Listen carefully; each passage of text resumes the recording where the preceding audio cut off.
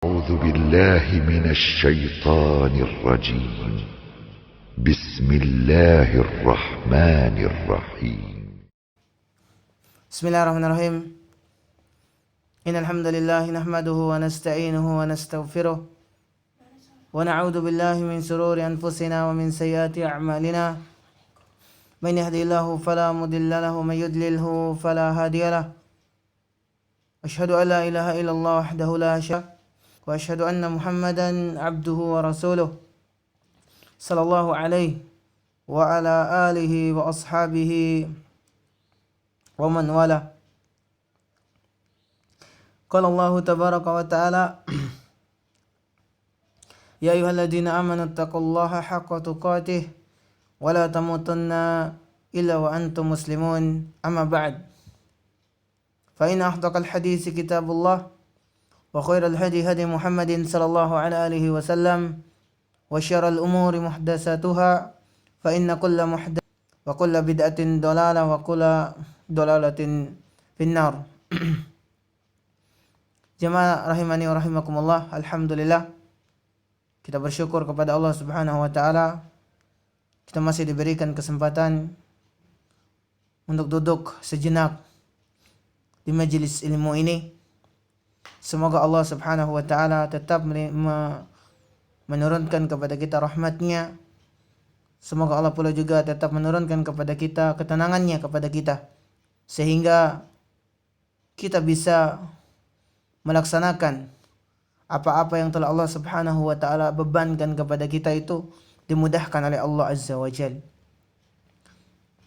Kemudian tidak lupa kita sampaikan salawat serta salam semoga tercurahkan selalu kepada kekasih Allah Azza wa Jalla, yaitu Nabi kita Muhammad sallallahu alaihi wasallam, kepada keluarganya, kepada para sahabatnya, dan kepada siapa saja yang istiqamah, yang mengikuti tuntunan risalah yang dibawa oleh beliau sallallahu alaihi wasallam sampai datangnya hari kiamat kelak.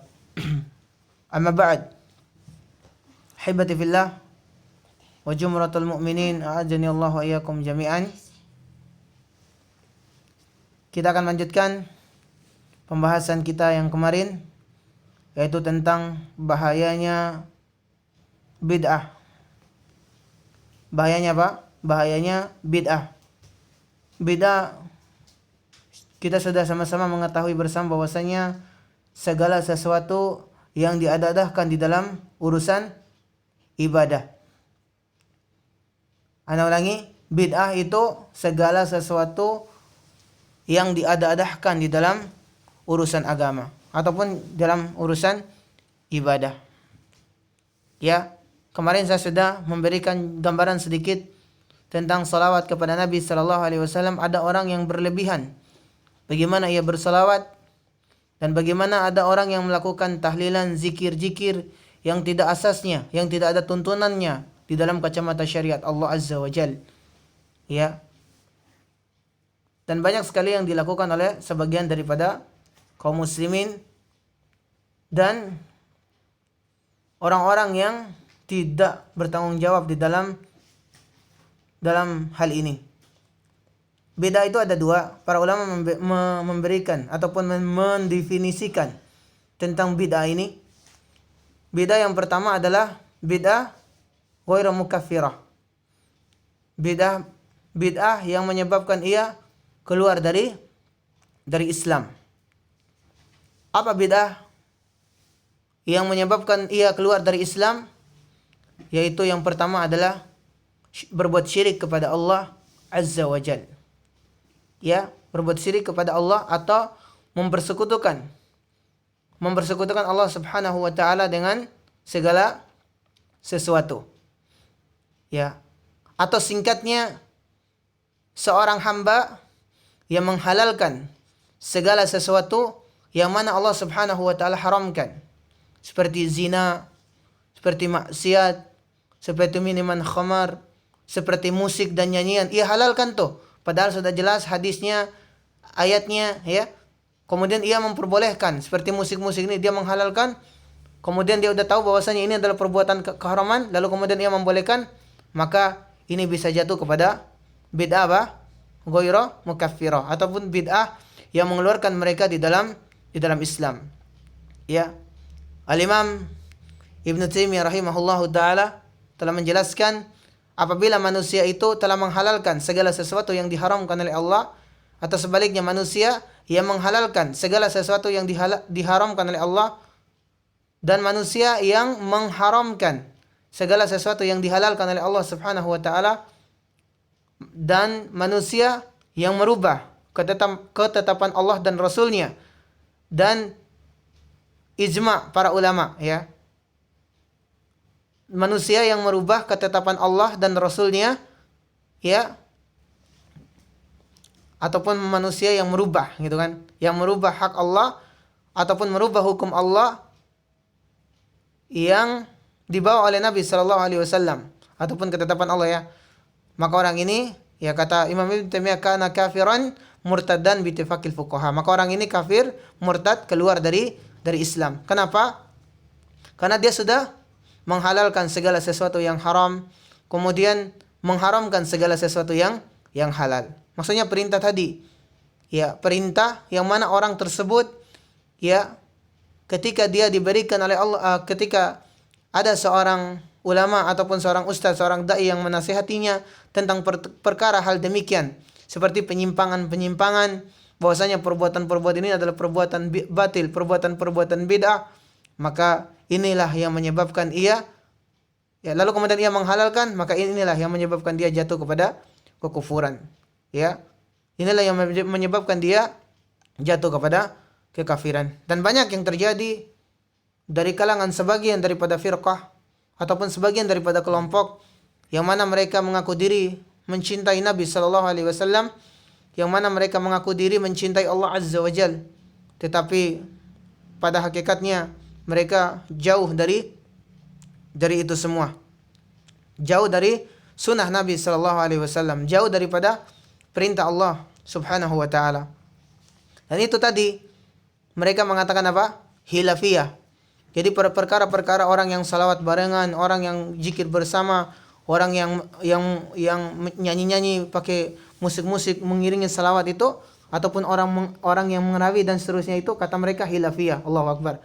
Ini jangan sampai masuk kepada bid'ah apa? Mukaffirah, bid'ah yang bisa menyebabkan ia keluar daripada Islam. Karena betapa banyak lisannya seorang dai, lisannya seorang ustadz, ketika tatkala dia fanatik dengan kelompoknya, dia fanatik dengan manhajnya, kelompoknya, yang mana kelompoknya tersebut bukan daripada, ya, Al-Quran dan Sunnah, lalu kemudian mereka mencela orang-orang yang menegakkan sunnah ini. Betapa banyak sekali mereka mencela para ulama-ulama salaful ummah, dan betapa banyak mereka mencela para salaf, ya, orang-orang yang mengikuti jejak para salaf pada hari ini. Padahal kita hanya ingin menghidupkan kembali cahaya sunnah Nabi sallallahu alaihi wasallam. Karena kata mereka, sebagian di antara mereka mengatakan salaf itu tidak ada lagi. Semuanya salaf. Allahu Akbar. Mereka mengatakan apa? Semua zaman ini semuanya salaf. Enggak ada lagi yang khususnya salaf sendiri-sendiri. Enggak ada. Allahu Akbar. Ini ucapan yang di luar daripada dalil dan, ya, di luar daripada ucapan Al-Quran dan Sunnah. Nah, betapa banyak yang saya dengar dari sebagian daripada para kelompok-kelompok dan para firqah yang mengatakan semua kita salaf. Bahkan yang ahlul bid'ah itu salaf. Hanya saja mereka melakukan perbuatan-perbuatan itu hilafiyah. Banyak orang yang seperti itu yang mengucapkannya. Maka dikhawatirkan mereka jatuh kepada kekufuran. Ini bid'ah yang pertama, ya. Bid'ah mukaffirah, yaitu bid'ah yang menyebabkan ia, ya, keluar dari cahaya Islam, cahaya sunnah ini. Ini bisa menyebabkan, kata para ulama, bisa menyebabkan mereka jatuh kepada kekufuran atau jatuh kepada, ya, kemurtadan, karena dia mencela, ya, karena dia mencela ataupun menolak mentah-mentah kebenaran, kemudian berdasarkan mereka fanatik dengan ormas ataupun kelompok mereka. Ya, kemudian bid'ah yang kedua adalah bid'ah bid'ah ghairu mukaffirah dan bid'ah ghairu mukaffirah. Ya, bid'ah ghairu mukaffirah itu bid'ah yang tidak mengeluarkan mereka di dalam Islam. Ya, bid'ah yang tidak mengeluarkan mereka di dalam Islam. Contohnya misalkan ada orang yang berbuat segala sesuatu yang batil, ataupun orang-orang yang mengada-ngadakan urusan agama ini, ya, dia tidak tahu bahwasanya hukumnya ini bid'ah, ataupun dia tidak tahu bahwasanya ini, ya, bahwasanya perkara yang seperti ini nggak ada tuntunannya. Ya, maka orang ini bisa dimaafkan. Kenapa? Ketika kita sudah memberikan, sebelum kita menegakkan hujjah ataupun memberikan peringatan kepada mereka, maka kita tidak boleh mementain mereka sebagai apa? Sebagai ahlul bid'ah. Ya. Ya. Kemudian kita setelahnya meluruskan akidahnya ataupun keyakinannya, lalu kemudian dia menolak. Bukannya menolak, dia tidak menolaknya, tapi dia masih saja berada di perbuatan tersebut, maka ini hukumnya ya dosa besar. Kalau dia tidak menolak, ya, kalau dia tidak menolak tapi dia masih mengikuti hawa nafsunya, maka belum bisa dikafirkan. Kenapa? Karena dia tidak menolak. Ya. Beda yang pertama tadi bid'ah mukaffirah, bid'ah yang mengeluarkan mereka manusia itu dari dalam Islam adalah orang yang menolak mentah-mentah kebenaran. Dan banyaknya para dai, para ustaz tadi yang ketika diluruskan manhajnya, akidahnya, yang ketika kita meluruskan perbuatan-perbuatan dia, lalu kemudian dia menolak, mereka berpaling dengan perintah, mereka berpaling dengan perintah tersebut, lalu kemudian menyalahkan, mencela, ya, inilah yang dikhawatirkan mereka jatuh kepada kekafiran. Tapi beda dengan yang kedua ini, manusia yang ketika kita meluruskan pemahamannya, yang kita meluruskan akidah ataupun perbuatan dia, perbuatan ini yang bisa menyebabkan dia jatuh kepada kebid'ahan, ya. Lalu kemudian dia tidak mencelanya, dia masih cenderung kepada hawa nafsunya, maka orang tersebut jatuh kepada kefasikan ataupun dosa besar. Belum bisa dikafirkan selama ia tidak menolak mentah-mentah kebenaran tersebut. Maka jemaah rahimani wa rahimakumullah, dan bid'ah ini dosa yang sangat berbahaya setelah kesyirikan. Ya. Dosa yang sangat berbahaya setelah kesyirikan kepada Allah Jalla Jalaluhu. Ya. Nabi SAW pernah mengatakan, barang siapa yang berdusta atas namaku, ya, maksudnya ada orang yang berdusta atas nama Nabi SAW, maka hendaklah dia, kata Nabi SAW, mengambil kursi ataupun tempatnya dalam finnar, dalam api neraka. Ya. Jadi tempatnya orang-orang yang mengada-ngadakan segala sesuatu yang bukan dari Islam ini, ataupun yang bukan dari kacamata syariat, ataupun mungkin pelaku-pelaku bid'ah, maka ya Allah Subhanahu wa taala akan melemparkan mereka, akan memasukkan mereka ke dalam api neraka. Bid'ah tadi ada dua. Bid'ah yang pertama, bid'ah yang mengeluarkan mereka dari Islam, maksudnya karena dia mencela, ya, karena dia menolak kebenaran, ya. Kemudian yang kedua, bid'ah yang tidak mengeluarkan mereka dari Islam, yaitu mereka mengikuti hawa nafsunya ketika udah beda, tapi dia tidak menolak karena kejahilan dia tidak menolak kebenaran itu, lalu kemudian dia cenderung kepada hawa nafsunya, atau mungkin dia menghargai keluarganya, menghargai warganya, maka tetap dia masuk kepada dosa besar ataupun jatuh kepada kefasikan. Yang sama-sama harus kita pahami bahwasanya definisi bid'ah.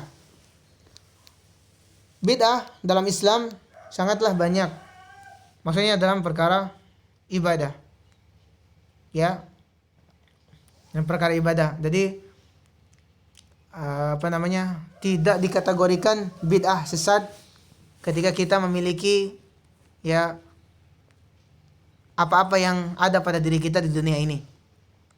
Ya, apa-apa yang ada pada diri kita di dunia ini. Ya. Kita punya rumah yang mewah, ya.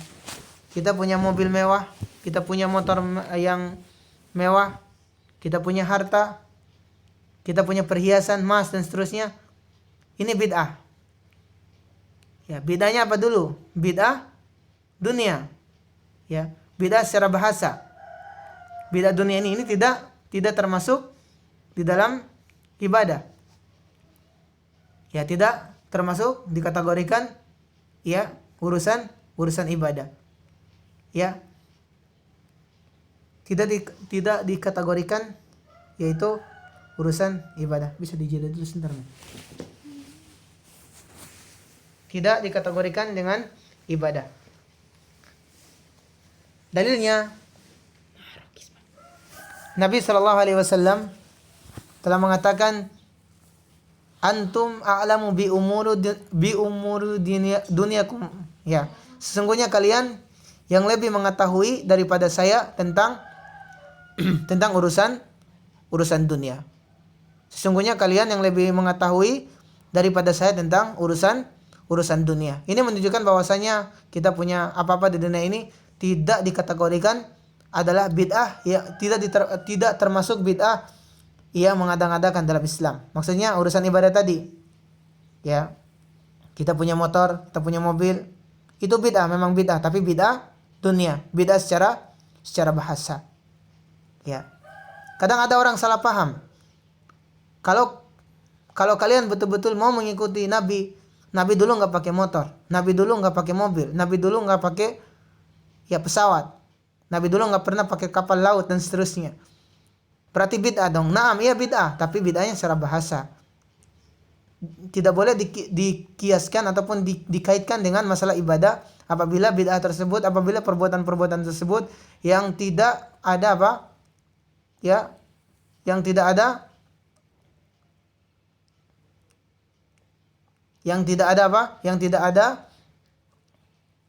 rumusannya, ataupun yang tidak ada penjelasannya, maksudnya untuk dunia ini, ya. Maksudnya dunia, ketika seorang yang memiliki motor tersebut ataupun mobil tersebut tidak boleh dihubungkan dengan ibadah. Selama itu tidak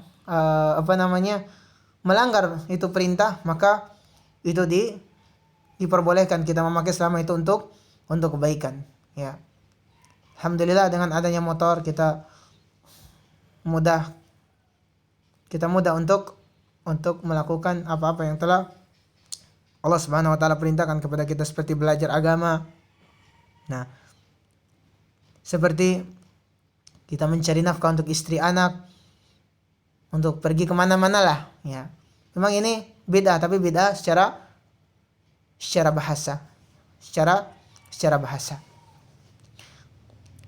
Dan kalau bid'ah urusan ibadah banyak sekali, selain dari zikir, salawat, barang itu, dan banyaknya orang-orang yang melakukan hal-hal yang tidak ada dasarnya di dalam Islam ataupun dalam kaidah syariat Allah Azza wa Jalla. Perbuatan-perbuatan mereka yang merupakan penyimpangan, ya, terhadap Nabi sallallahu alaihi wasallam, ya. Mereka mengatasnamakan bahwasanya perbuatan itu adalah perbuatan dari Nabi sallallahu alaihi wasallam.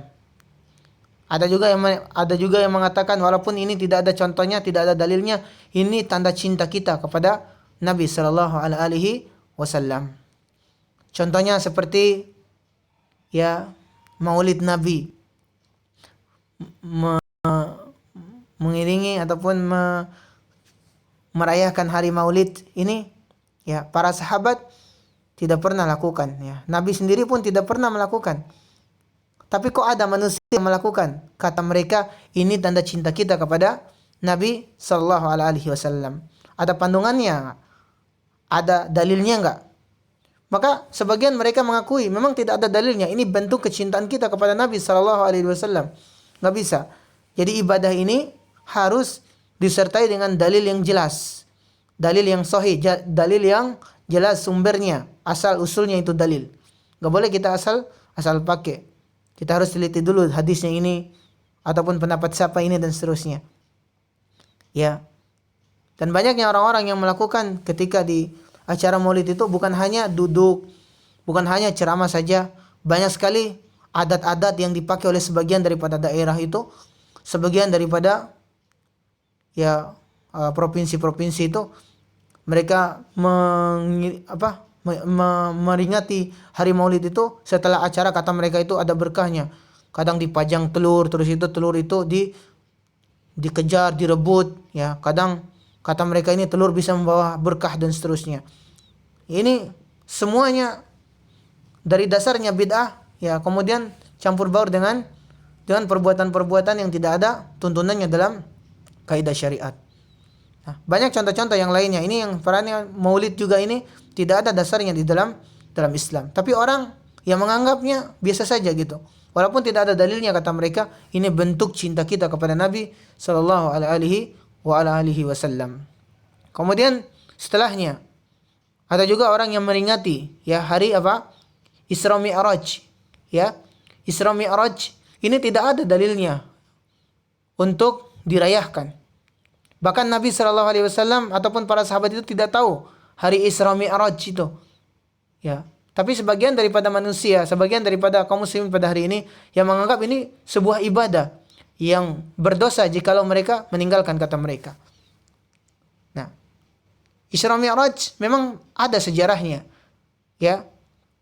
Ada sejarahnya, tapi Nabi dan para sahabat ataupun Nabi tidak pernah memerintahkan kepada para sahabatnya untuk dirayakan setiap tahunnya. Begitupun juga Maulid tadi. Untuk diperintahkan untuk diperingatkan kepada tahunnya, tiap tahunnya. Dan banyak sekali kesalahan ataupun perbuatan-perbuatan buruknya seseorang yang mengatasnamakan apa? Islam, lalu kemudian mereka mengatasnamakan yaitu Islam. Lalu kemudian mereka mengatakan ini bentuk cinta kita kepada Nabi sallallahu alaihi wasallam. Ini saudaraku yang dimuliakan oleh Allah Subhanahu wa taala, jamaah rahimani wa rahimakumullah. Jadi kita harus menghindarkan diri dari perbuatan-perbuatan seperti ini. Dan banyak sekali contoh-contoh bid'ah yang enggak bisa ana jelaskan satu persatu. Cuman permasalahan-permasalahan intinya saja yang ana bahas dan mudah-mudahan bisa dipahami insyaallah. Jadi kalau kita banyak-banyak belajar, ya, banyak mendengarkan kajian-kajian sunnah, kajian-kajian ustadz yang rujukannya kepada manhaj salaful ummah ataupun manhaj salaf, insyaallah azza wajal pasti antum semuanya akan memahami terlebih dalamnya perkara-perkara bid'ah ini. Selesai sudah pembahasan kita masalah ini, insyaallah kita akan lanjutkan insyaallah besok pada tema yang lainnya. Semoga Allah Subhanahu wa taala menjaga kita dan semoga Allah Subhanahu wa taala tetap membimbing kita, memberikan kepada kita hidayah, dan semoga Allah Subhanahu wa taala tetap menanamkan sifat istiqamahan di dalam diri kita. Na'am, barakallahu fikum, wallahu taala alam bissawab. Subhanakallahumma bihamdika asyhadu an la ilaha illa anta astaghfiruka wa atubu ilaik. Assalamualaikum warahmatullahi wabarakatuh. Allah